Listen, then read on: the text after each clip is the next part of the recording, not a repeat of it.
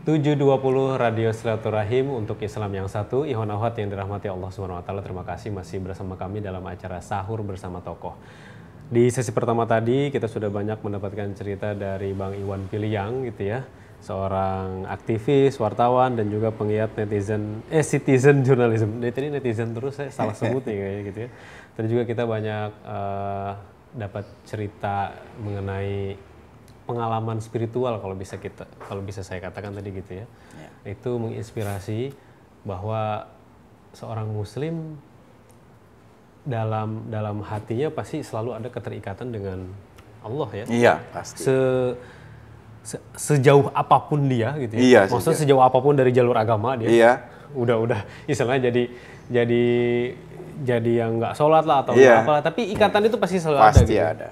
Pasti ikatan itu selalu ada. Apalagi orang yang sudah dekat gitu. Iya. Bahkan orang yang sudah sangat dekat, yang sangat alim, itu sebenarnya dia makin merasa ikatannya makin jauh justru. Iya.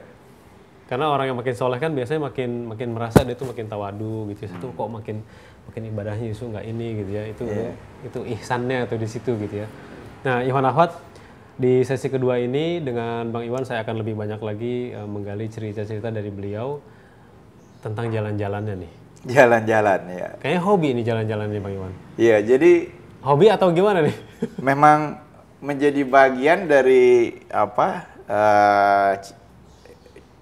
cita-cita kita keluarga. Mungkin juga kalau boleh mengutip istilah ibadah, kami menempatkan jalan-jalan itu ibadah, sehingga sambil bercanda ke kawan-kawan saya katakan kalau J-nya dibuang.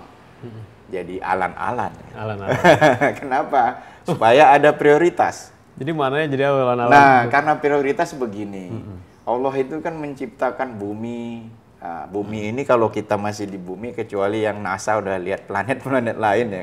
Atau kalau kita lihat di Mekah ya, ada museum yang membuat display antara perbandingan ukuran bumi dan planet-planet lain dan matahari, kelihatan besar berapa bumi dan lain-lain. Nah, kalau kita sebagai umat, misalnya saya ada kawan tinggal di Depok, bukan berarti saya mau menceritakan orang Depok. Kalau Depok sebagai contoh bekerja di Jalan Sudirman, dan hari-hari waktu kita Depok Sudirman, seandainya kita berpulang dan bertemu dengan malaikat atau ditanya atau oleh nanti di Masar sana ketemu Allah, seberapa besar dunia yang aku ciptakan, kita nggak tahu karena kita hanya mengunjungi 2 titik begitu kan. Berbeda misalnya kalau kita sudah melihat negeri lain, ya kan. Jadi menurut saya kami berusaha paling tidak 2 tahun sekali umroh, tapi jalan-jalan ke dunia lain, bahkan ya Vatikan kita datang, pusat Buddha kami datang, kan Hindu kami datang. Nah, di situ kan kelihatan betapa Islam, betapa Mekah, ya perbandingannya sama yang lain, iya kan. Jadi berjalan-jalan di muka bumi itu mempertebal iman gitu.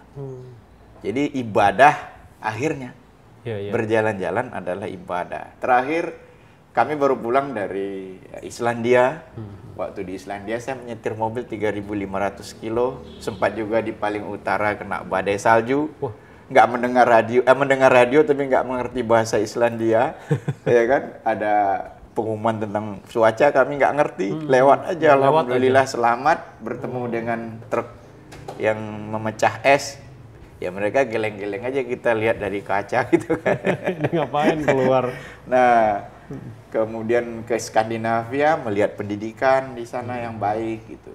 Tapi sebelum itu kami ke Finland berarti ya? Iya, Finland juga. Finland bagaimana pendidikan itu anak-anak masuk SD 7 tahun, jam pelajaran 4 jam, 2-3 pelajaran, tidak ada PR gitu. Nah, ini juga harus menjadi perhatian kita bersama. Saya orang yang sangat concern. 2-3 pelajaran saja, nggak ada PR. Nggak ada PR. Terus sekolah di sana kayak bahagia. Bahagia dan bermain. Karena bermain pun kecerdasan. Saya ingat betul dulu kalau di kampung bawa buku seperti ini. Dulu SD dilipat, ditaruh sini. Ya kan, di pinggang.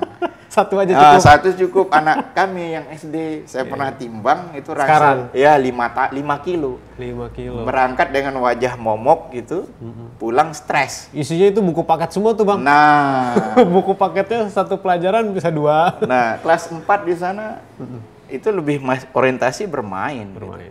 Nah, makanya pesan saya selalu ke anak-anak sekolah yang happy ya, Nak. Jadi kami tidak menuntut lagi harus juara, harus bagaimana gitu.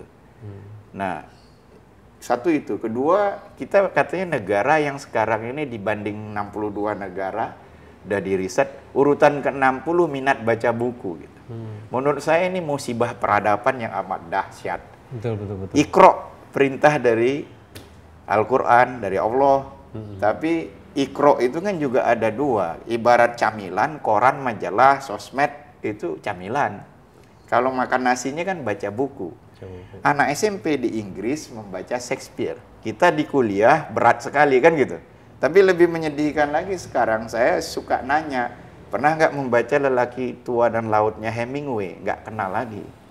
Iya kan? Terus harimaunya Mohtar Lubis orang nggak tahu. Apa lebih jauh lagi misalnya seorang Jamaluddin Adinegoro, kaitan ke media. Hadiah Adinegoro, Pulitzernya Indonesia. Orang taunya orang Jawa, padahal itu orang Minang. Tapi kenapa dia dinobatkan, ditabalkan menjadi hadiah Pulitzernya Indonesia? Itu karena bukunya Melawat ke Barat tahun 26 yang sangat deskriptif, naratif, yang sudah menceritakan bagaimana pelabuhan Sabang lebih modern dari Bandar Tumasik yang sekarang kita kenal Singapura. Gitu, bersih, ya kan? Pengisian batu bara, air, dan seterusnya. Nah, atas dasar itu. Tapi kan kita tidak lagi Iqra. Minim membaca, terlebih sastra, akibatnya nalar tidak tumbuh. Sense, budi, akal budi kan? Tumpul. Budi itu kan untuk bisa memfilter mana yang benar, mana yang baik, mana yang pantas, mana yang patut. Kan begitu ya? Dan seterusnya. Nah, perjalanan, kembali ke topik perjalanan, sehingga kami sekarang kalau punya uang, ya investasinya jalan-jalan antara lain. Kita anggap itu investasi. Karena ada juga yang mentafsirkan kalimat pantasirul fil ard yang di Quran surat Al-Jumu'ah itu bukan hanya dia bertebaran untuk mencari nafkah gitu ya, tapi bertebaran di muka bumi itu betul-betul menjelajahi bumi ciptaan Allah untuk disilaturahimkan, ya jalan-jalan gitu. Betul sekali Mas Angga, maksudnya merinding nih, beneran nih, merinding. Jadi udah jalan-jalan kemana aja nih? jadi target tahu, sisi kan? Dunia. Kan pengen tahu ketika Bang Iwan datang ke Islandia tadi cerita ada satu sisinya begitu, satu tempatnya. Ketika ke Finland ada nilai-nilai positif dalam pendidikannya begini gitu ya. Terus ke daerah lain? Nah, sebelum ini kami ke India, Kashmir. India jelas peradaban Mogol, Islami, ya kan dulu. Kemudian Kashmir, otomatis lagi bicara Nepal. Nah, di Nepal kita di Kathmandu sempat berkenalan dengan berarti pegunungan dong ya, Nepal, Kashmir. Kathmandu berkenalan dengan seorang pegawai hotel. Saya cerita-cerita karena dulu memverifikasi David tadi yang disebut itu kan dia dibunuh oleh diduga 2 oknum Gurkha yang bekerja sebagai polisi Singapura. Nah, saya tanya-tanya, ini anak namanya Sangkar. Pernah ikut 2 kali tes Gurkha. Berat sekali tesnya. Terus ditanya kampungnya di mana? Akhirnya kami ke kampungnya. Kami menjadi turis ke-6 di tahun ini. Setelah panjang kampung itu kan, kita ke kampung yang nginep di rumah Gurkha itu. Nanti saya kasih linknya di Facebook saya tulis. Yang dahsyat lagi itu kita naik mobil, bannya kayak di tebing yang ini di separuh ban udah di tebing mengerikan. Ya karena jalannya terjal kan, pegunungan gitu kan. Terus udah di kampungnya Sangkar, kita tanya ada nggak umat Muslim? Ada. Kita jalan lagi setengah jam, ada 100 kakak Muslim dan ada masjid. Ada ustadz, sampai yang membuat kami luar biasa tertakjub dan terharu. Saya sholat asar, sholat maghrib di masjid di Taprek itu. Kemudian ustadznya mengajak makan, kami kan sudah dijamu dulu di kampungnya yang Taprek itu. Dan itu Buddha. Kampungnya namanya apa? Taprek. Taprek. Ya? Nah, THREP, bisa di search di Google. Mereka ada grup di Facebook Taprek itu. Nah, pagi-pagi saya lagi memotret matahari di puncak gitu. Itu kan di kaki pegunungan di kaki Himalaya.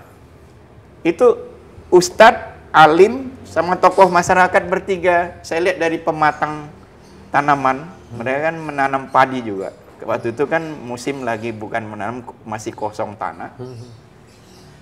Jalan mereka bertiga, ucuk-ucuk saya lihat nih orang kemana Ustadz yang tadi malam. Rupanya ke rumah tempat saya tinggal. Saya akhirnya buru-buru kan. Mereka bawa sebotol minuman ringan yang 1 liter, lalu membawa kue kering yang sengaja dibikin istrinya. Terimalah, karena kalian semalam nggak makan di tempat kami. Waduh, luar biasa. Dan memohon kembalilah ke Taprek. Dalam hati saya berjanji ke Taprek, karena masjid itu saya amati karpet juga, penyedot karpet nggak ada gitu ya. Dinding masjid masih sebagian belum diplester. Nah, mata pencahariannya apa? Bertani. Bertani. Ya? Dan pertanian di alam yang keras. Bayangkan misalnya mengambil padi untuk ditanam, itu pakai doko. Doko itu yang keranjang di punggung, tapi talinya di kening. Ya. Kalau bahasa Sunda itu tolomong namanya. Nah, tolomong, kayak tolomong itu 25 kilo ke bawah. Iya, 25 kilo? Ke bawah dan curam. Harus naik lagi baru menanak. Kehidupan yang keras, makanya orang-orang Gurkha itu saya menjadi percaya kenapa lengannya keras, lehernya mengalahi leher Mike Tyson gitu kan. Ditempa oleh alam ya? Ditempa oleh alam. Saat kami dalam hati berjanji ke sana kembali. Ini tulisan saya forward ke Tuan Guru Bajang, Zainul Majdi yang gubernur MTB. Itu selalu merespon cepat. Dia bilang, Bang, di puncak-puncak langit, di puncak-puncak gunung, di sudut-sudut negeri, dia bilang, azan, takbir selalu berkumandang, dia bilang. Wah, aduh, saya meneteskan air mata membaca balasan si Pak Ustadz TGB ya, dan dia merespon gitu. Jadi akhirnya saya makin yakin bahwa berjalan-jalanlah engkau di muka bumi. Itu juga mempertebal iman gitu. Nah, akhirnya saya ke kawan-kawan selalu bertanya, deposito lu di bank berapa? Ya kan? Dan mereka kan kerja sulit meninggalkan tempat gitu kan. Beberapa kawan saya juga ada yang sudah almarhum dan saya yakin duitnya banyak. Tidak berjalan-jalan. Hanya dikumpulkan saja ya? Nah, gitu. Nah, akhirnya kami bersepakat, saya dengan istri Mbak Sandra bilang ke anak-anak, kami nggak meninggalkan warisan, baik rumah, mobil dan seterusnya, termasuk deposito. Kami juga sudah lama meninggalkan yang begitu karena takut riba, takut sekali. Karena Al-Quran tadi saya katakan ke Mas Angga sebelum kita mulai tanya jawab, deskripsi Al-Quran tentang riba itu jernih. Bagaimana kita di alam dibangkitkan itu jalan sempoyongan kayak film Drunken Master itu, tapi di ujung kepala sampai ujung kaki meleleh kayak coklat kental cair itu, tapi darah dan nanah. Bayangkan orang lain mukanya bersih gitu, kita seperti itu. Nah, akhirnya investasinya jalan-jalan gitu. Anak-anak kalau kita janjikan pendidikan kemanapun gitu. Tapi ada ternyata ada bekal untuk tinggal. Nah, mereka semoga lahir generasi yang lebih baik dengan doa, lebih tough. Kita lihat pendiri bangsa kita orang-orang miskin, orang desa, tapi hati luhur, budi yang baik dari ayah bundanya mendoakan. Mereka jadi orang. Nah, kita mencoba, kami ya belum tentu benar juga mencoba demikian, sehingga sebagai orang tua kita berjalan-jalan, mempertebal iman. Kalau bisa. Apakah terinspirasi juga dari tokoh Islam yang sudah mengelilingi dunia, Ibnu Battuta nih? Wah, ini pertanyaan dasar. Istri saya saksinya, kami ke Maroko berkeliling, termasuk ke kampungnya Nasruddin Hoja, Jalaluddin Rumi, ya kan? Satu-satu tokoh yang saya juga ingin berziarah ke makamnya adalah Ibnu Battuta. Kami menginap semalam di kota Fes, persis hotel tua yang udah berapa abad, pemandangan yang dahsyat ke tepi pantai. Tapi juga karena mobil harus berangkat cepat, ada selisih waktu 15-20 menit, dan di lubuk hati saya harus mampir ke makam Ibnu Battuta. Ziarah ya? ziarah. Saya berlari sekencang-kencangnya, karena menurut Google Maps itu harus dicapai 30 menit. Nah, entah bagaimana saya tekadkan, saya tabalkan tekad, saya harus ke makam Ibnu Battuta. Kala itu berlari, bertanya ke bapak-bapak yang mengantar anak sekolah, karena kan di gang-gang yang kasbah gitu, jadi pasar yang padat, bangunan tua yang zaman kuno itu. Khas Maroko lah. Ya, khas Maroko. Saya tahunya di film-film aja. Harus ke sana. Harus ke sana, insya Allah. Tabung uang buat jalan-jalan. Nah, akhirnya saya tanya kedua ibu-ibu sedang berjilbab begitu, buka pintu, saya tanya di mana makam Ibnu Battuta. Dilalah dia senyum, dia nggak jawab, senyum, lalu ngajak saya ke samping gang kecil, kira-kira buat lewat 2 orang aja. Di belakang rumahnya persis makam Ibnu Battuta.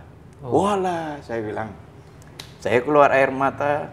Di situ ada pesan, karena makam itu digembok. Jadi di pemukiman yang padat gitu. Pasar yang padat, tidak lebar gitu. Di situ ada nomor telepon. Artinya kalau kamu mau masuk, dibukain gemboknya. Kan saya waktu terbatas. Saya cukupkan berdoa di luar. Menurut saya sebelum Vasco da Gama, Columbus menemukan Amerika, Ibnu Battuta sudah duluan jalan-jalan gitu, berkeliling dari umur 25 tahun kalau tidak salah, sampai umur 40, bahkan dia sampai ke Pasai kan, ke tanah air kita. Dan cerita-cerita besar tentang tokoh-tokoh besar Islam ini sebenarnya harusnya kita perbanyak. Ini napaktilas sejarah tokoh ini perlu ya. Nah, di Maroko sendiri itu kan sebenarnya ada 7 wali. Saya sempatkan 3 ke makamnya. Yang lain nggak sempat waktu. Dan sejarah peradaban termasuk kampus pendidikan tertua itu kan di Maroko. Nah, yang diawali kalau mengutip lagi Tuan Guru Bajang, Jamiah itu kampus, Jami itu masjid. Jadi Jamiah pertama yang di Queen itu, di kalau saya salah Queen ya, itu didirikan oleh seorang wanita di Maroko. Nah, jadi perjalanan itu juga sebetulnya selain mempertebal iman, meyakini perubahan peradaban itu harus dimulai dari pendidikan. Nah, pendidikan di tanah air saat ini bagi kami mengkhawatirkan. Kenapa? Pertama, anak-anak terutama tidak dibuat menjadi riang dan gembira. Kedua, minat baca tidak dimunculkan. Ketiga, bacaan-bacaan sastra yang membangun inspirasi, mengasah hati dan budi ditinggalkan.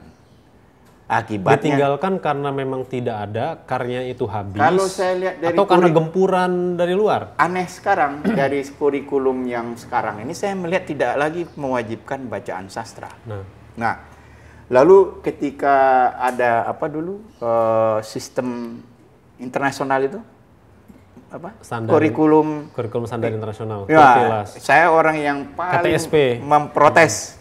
Sebab kalau kita mengacu ke kredensial aset lokal, pendidikan lokal kita, misalnya INS Kayu Tanam, berdiri sejak zaman Belanda, lahannya 26 hektar, ada sekolah umum, pulang, masuk lagi sekolah sesuai dengan ekskul minat. Misalnya senang permesinan, ya olahlah mulai dari baut berserakan sampai jipilis itu jalan dulu. Pertukangan, mulai dari balok kayu sampai bikin kursi dan meja. Maka lahirlah seorang Mohtar Lubis yang bisa bikin furniture presisi. Penulis yang hebat. A.A. Nafis lulusan INS Kayu Tanam. A.A. Nafis. Rubuhnya surau kami. Nah, A.A. Nafis pembuat mebel yang presisi. Jadi mereka bersekolah. Kalau kita lihat INS dulu punya lapangan tenis di Kayu Tanam, Sumatera Barat. Jadi saya bingung gitu. Apakah metode kurikulum yang dibuat sekarang ini lebih hebat dari yang lalu? Karena pendidikan itu kan mengasah akal, budi, hati, gitu kan? Betul. Nah jadi gimana ya kalau ngomongin pendidikan, artinya kebangkitan itu kan melalui pendidikan. Kemiskinan dibasmi dengan pendidikan.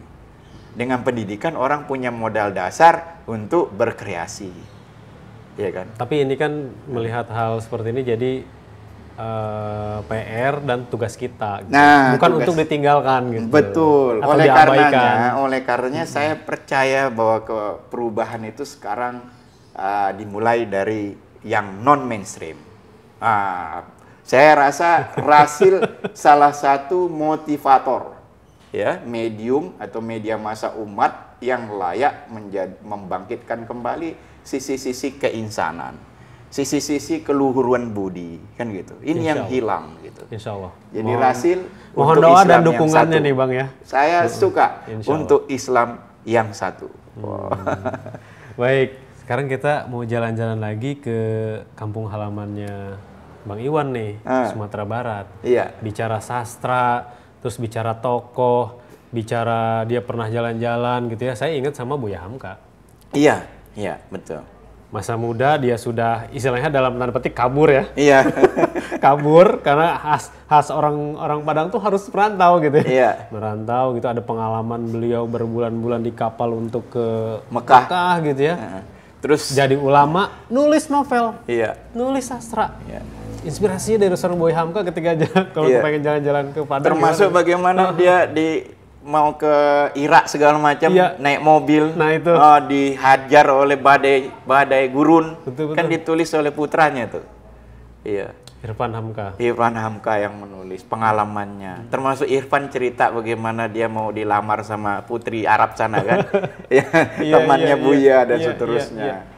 Jadi ini kan di dalam negeri juga kita tuh banyak tokoh yang harus kita paktilasi nih. Betul. Itu gimana tuh Bang Iwan? Saya menapaktilasi melalui buku, melalui juga tempat-tempat.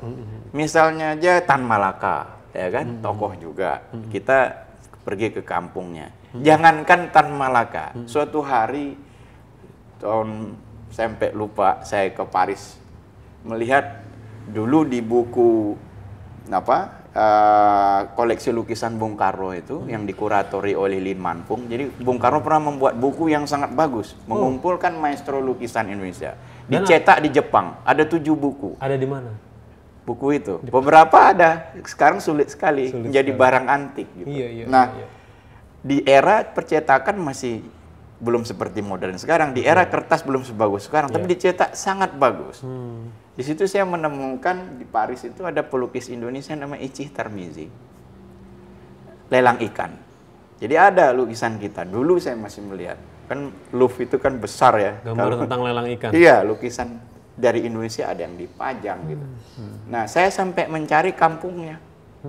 Pernah dulu itu kita bertemu keluarganya, bagaimana kehidupannya gitu. Dia memang agak cacat. Sudah lama meninggal. Nah, perhatian kita terhadap seni dan budaya itu kan sekarang ya jadi. Padahal melalui seni itu mengasah kehalusan budi juga kan. Betul. Islam tidak pernah yang saya tahu alergi terhadap seni, justru. Ya, kita tahu Jalaluddin Rumi seniman. Itu makanya saya katakan. Jadi kalau kemarin itu ada yang menurut saya juga musibah peradaban, polisi menembaki mobil, memang mobilnya salah. Dan itu di siang hari lagi. Tragedi razia kabur. Lubuk Linggau berdarah. Dugaan saja, Lubuk Linggau berdarah. Mereka takut karena memuat penumpang banyak, sedan. Nggak punya SIM juga. Kabur. Lalu ditembaki gitu. Itu dengan senjata yang seperti itu, ya kan? Menurut saya itu musibah peradaban. Kenapa? Kenapa Bang? Saya menduga pendidikan mereka, mulai dari dasar sampai menengah dan masuk polisi, minim sekali berkesenian, minim berkesusastraan, mungkin tidak ada. Sekarang ini kalau saya kan suka juga diminta kasih kuliah umum, yaitu kalau saya lebih-lebih mahasiswa komunikasi massa, saya tanya Jamaluddin Adinegoro, diam itu. Siapa yang tahu Lelaki Tua dan Laut, diam itu. Padahal kan Pulitzer, Hemingway, dan buku itu pendek, novel itu. Dan deskriptif naratif, bagaimana seorang nelayan tua pergi melaut dengan anak kecil itu kan. Nggak dapat sekali dapat ikan besar. Ikan besarnya tarik perahunya, mereka terdampar akhirnya di pantai setelah siuman, tinggal tulang belulang ikan besar itu. Itu deskriptif dan naratif. Dan orang yang membaca kesusastraan menurut saya juga akan kaya diksi, kaya kosakata gitu. Dan bahasa adalah logika, ya kan? Dasar orang berpikir melalui bahasa. Sekarang ini sejak TVRI, nah saya singgung juga, TVRI tidak ada program pembinaan bahasa, dan TVRI itu sekarang kalau kita telah menjadi televisi negara yang mohon maaf paling diperkosa dalam tanda kutip. So TV negara dimanapun selalu nomor 1. Singapura punya Channel News Asia, TV Malaysia TV3, TV5, Cina CCTV 4 sampai 9 dan seterusnya, Duit Soel Jerman dan seterusnya. Pasti nomor 1. Nomor 1. Di sini... Kita melalui undang-undang kita hina-dinakan TVRI itu sehingga tidak ada lagi program pembinaan bahasa misalnya. Akibatnya apa? Secara bercanda saya katakan sekarang ini sinergi ditambah sinergitas. Kalau kita waras sebetulnya, ya kan? Imbuhan sinergi itu tinggal diberi awalan bersinergi tanpa tas. Itulah akibat logika yang ngawur. Sinergitas. Implementasi dari logika yang ngawur juga begitu. Berapa banyak rumah tangga Indonesia punya kamus bahasa Inggris? Hampir semua. Tapi coba kamus bahasa Indonesia. Nah, kalaupun punya, siapa yang punya? Berapa kali dibuka setahun? Akibatnya contoh, sebuah lembaga terhormat membuat pengertian etik itu berkadar. Ada pelanggaran etik kecil, menengah dan besar. Padahal etik, lu punya etika atau tidak, hitam dan putih. Jadi tidak ada kadarnya. Tidak ada kadar dalam etik. Pelanggaran etik, yes, etika. Code of conduct dilanggar, selesai. Iya. Itu kalau kita taat kaedah pada pengertian dasar bahasa. Bahasa logika. Nah, logika ngawur, apalagi seorang pemimpin berlogika nggak karuan. Dalam istilah saya sudah lupa SPOK, subjek, predikat, objek, keterangan. Tidak lagi mengerti premis mayor mana, premis minor mana.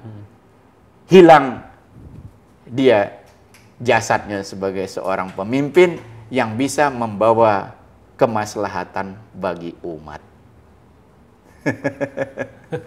Luar biasa. Bang Iwan Filiang, keluar tuh semua ilmu wartawannya. Iya. Mohon maaf pemirsa. Ini insya Allah sangat bermanfaat di waktu sahur ini, kan kita sambil nemenin waktu sahur. Iya. Biasa kalau jadi terlalu berat juga enggak nih? Enggak sih. Jadi makan sahurnya pengennya lama-lama nih Bang. Iya. Pengennya lama-lama. Oh ini asik nih, oh ini asik gitu. Jadi nambah lagi sahurnya. Sebagai orang Minang saya senengnya pedas-pedas. Tapi kalau bulan Ramadan biasanya kita kurangi ya. Saya gampang seriawan. Oh gitu. Iya. Kalau buka berarti senengnya pakai apa dulu nih? Buah pasti. Berharap buah. Saya paling senang belewah. Belewah ya. Belewah bikin sirup. Wah, wanginya itu selalu teringat. Khas dari Ramadan aja itu. Iya. Kalau sahurnya biasa makannya? Ya sahur sih apa aja. Apa aja gitu. Mengurangi pedas saja. Tapi kan hari-hari kami makan sambal. Makan sambal. Kalau keluar negeri jalan-jalan malah kadang bawa rawit. Oh gitu. Karena di luar makanan datar gitu ya. Selalu ngantongin rawit.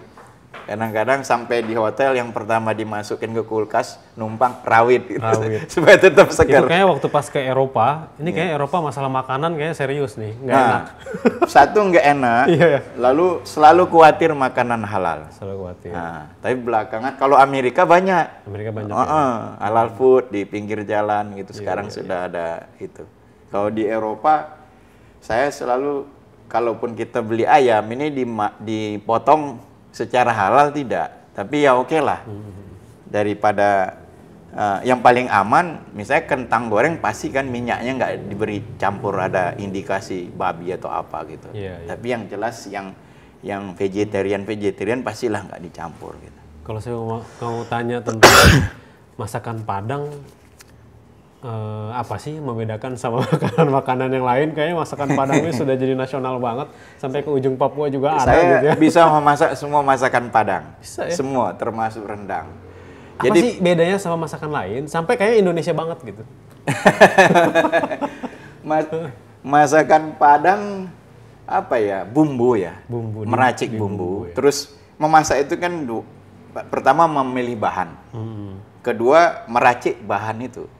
Kalau bahannya bagus, diramu dengan bagus, dimasak dengan hati, dihidangkan pasti enak. Oh, masaknya pakai hati. Bener.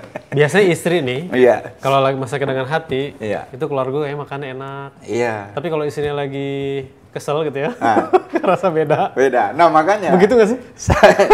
Makanya ketika saya membuat rumusan, saya nulis buku satu, saya udah habis, jurnalis warga. Di situ saya juga menjelaskan kiat menulis ada 7. Saya katakan menulis bukan menulis, tetapi membaca. Menulis bukan menulis, tapi menggunakan indera, indera rasa, pendengaran, gitu. Menulis bukan menulis sampai 7 itu, saya bilang menulis dengan riang gembira. Nah, memasak juga harus dengan riang gembira. Oh gitu ya. Nggak akan mungkin Anda bisa menghidangkan tulisan yang enak dibaca kalau Anda tidak riang dan gembira. Nah, jadi PR kehidupan menurut saya yang paling besar itu sekarang adalah bagaimana hati yang bersih dan bisa memberikan keriang dan gembiraan kepada siapapun. Wah, jadi kalau kayak Mas Krisna di Rasil bisa bikin orang ketawa, waduh itu mulianya bukan main. Mas Krisna keren, dia ke setiap siaran apapun, acara apapun selalu riang gembira. Nah itu, jadi saya masih PR itu, gimana membuat orang happy, ya kan? Baik, Bang Iwan, sayang sekali waktu kita sudah habis, memang sangat dibatasi gitu ya. Sebagai penutup, Bang Iwan, sebagai penutup, inspirasi apa yang ingin disampaikan kepada pendengar dan juga pemirsa Rasil dari seorang Bang Iwan? Baik pemirsa Rasil, untuk Islam yang satu di akhir kita bertemu, saya menyampaikan mohon maaf kalau ada yang tidak pas. Dan di bulan yang suci ini, saya mengajak kita sebagai umat yang besar di Nusantara, di Indonesia, yang luar biasa, dari Sabang sampai Papua, untuk kita mungkin memperkuat basis keimanan, kembali ke jati diri, menjadi insan-insan yang bersih hatinya, keriang dan gembiraan, karena hati yang bersih dan riang dan gembira melahirkan aura-aura positif, sehingga Allah di saat kita suci menerima doa, amal dan ibadah kita, apalagi di Ramadan ini. Saya percaya bangsa ini besar, umat muslimnya besar, bisa membangkitkan kebesaran Islam yang satu. Demikian, lebih dan kurang saya mohon maaf. Subhanallah wa nafat, demikianlah sahur bersama tokoh edisi bersama Bang Iwan Piliang. Semoga apa yang disampaikan oleh beliau dapat bermanfaat bagi kita semua. Terima kasih banyak Bang Iwan. Terima kasih kembali. Semoga kita bisa berjumpa lagi. Semoga. Dan bisa silaturahim ke studio. Iya, dengan senang hati. Langsung gitu ya. Ini kan nggak sengaja kemarin ketemu teman-teman Rasil di acara Sabtu subuh 1000 berjemaah. Luar biasa. Baik, sekali lagi terima kasih Bang Iwan. Terima kasih kembali. Demikianlah Iwan Ahwat dari studio, kami undur diri. Saya yang bertugas Angga Aminuddin ditemani oleh Muhammad Rashid dan juga Muhammad Haidar. Mohon maaf atas segala kesalahan kata. Billahi taufiq wal hidayah. Subhanakallahumma wa bihamdika asyhadu an la ilaha illa anta astaghfiruka wa atubu ilaik. Assalamualaikum warahmatullahi wabarakatuh.